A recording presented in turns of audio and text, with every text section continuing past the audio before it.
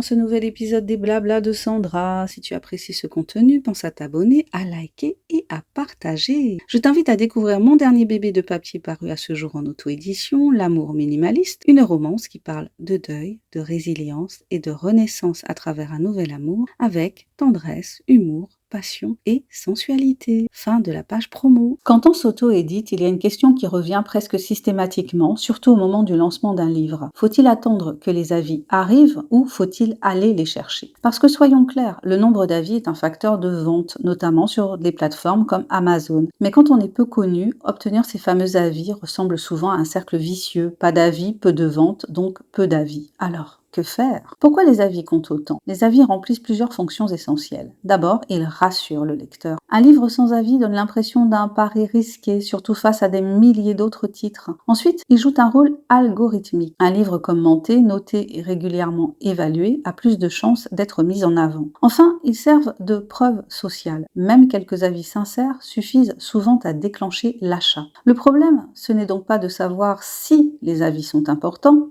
ils le sont. La vraie question est comment les obtenir? Attendre que les avis arrivent naturellement, c'est l'approche la plus pure. Tu publies ton livre, tu fais confiance au lecteur et tu attends que les avis arrivent d'eux-mêmes. Cette méthode a un avantage évident. Les avis sont 100% organiques, spontanés, irréprochables sur le plan éthique. Cela pouvait fonctionner au début de l'auto-édition numérique. Lorsque j'ai auto-édité mon roman à l'eau de rose et de vaisselle, que je vous recommande, en 2011 sur KDP, j'ai obtenu des avis sans avoir à aller les chercher. Mais c'était les débuts de l'auto-édition numérique en France. Aujourd'hui, l'offre est pléthorique. Dans la réalité actuelle de l'auto-édition, surtout quand on débute, attendre les avis pose plusieurs problèmes. La majorité des lecteurs ne laissent jamais d'avis, même s'ils ont adoré le livre. Non pas par mauvaise volonté, mais par manque de temps, d'habitude, ou ils n'en ont pas le réflexe. Résultat, tu peux vendre des dizaines, voire des centaines d'exemplaires sans presque aucun commentaire visible. Attendre uniquement, c'est donc accepter une progression très lente, parfois décourageante. Aller chercher des avis,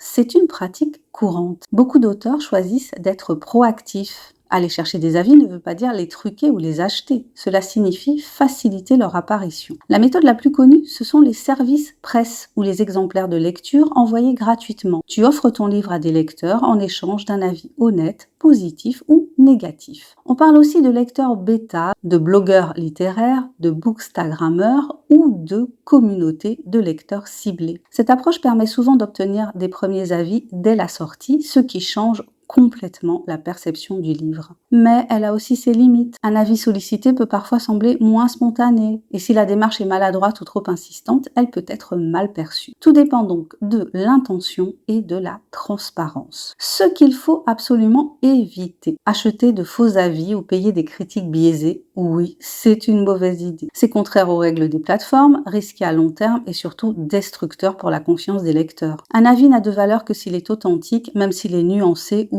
critique. Mieux vaut 5 avis honnêtes que 50 avis suspects. La stratégie la plus réaliste est la suivante. Dans la pratique, la plupart des auteurs qui avancent durablement font un choix intermédiaire. Ils ne se contentent pas d'attendre, mais ils ne forcent pas non plus. Ils vont chercher les premiers avis via des services presse, via leur réseau, via des communautés réellement intéressées par leur genre. Puis, une fois le livre lancé, ils laissent les avis organiques prendre le relais. Souvent, un simple message à la fin du livre, si ce livre vous a plu, un avis aidera énormément l'auteur, peut suffire à augmenter le taux de commentaires. Conclusion, attendre les avis, c'est possible, mais c'est long et incertain. Aller les chercher, c'est stratégique, à condition de le faire proprement. Aujourd'hui, en auto-édition, les avis tombent rarement du ciel. Ils se cultivent avec patience, honnêteté et cohérence. Ce n'est pas de la triche, c'est une manière de donner une chance à ton livre d'être vu, lu et jugé par de vrais lecteurs. Merci d'avoir écouté cet épisode des Blabla de Sandra. Si tu as aimé cette réflexion, n'hésite pas à partager ce podcast et à me dire quel est ton point de vue sur la question. Je te dis à très bientôt pour un nouvel épisode des Blabla de Sandra. Allez, abonne-toi, commente si tu l'oses, like et partage. Et pense à découvrir mon dernier bébé de papier paru à ce jour, L'amour minimaliste, une romance qui parle de deuil, de résilience et de renaissance à travers un nouvel amour avec tendresse, humour, passion et sensualité.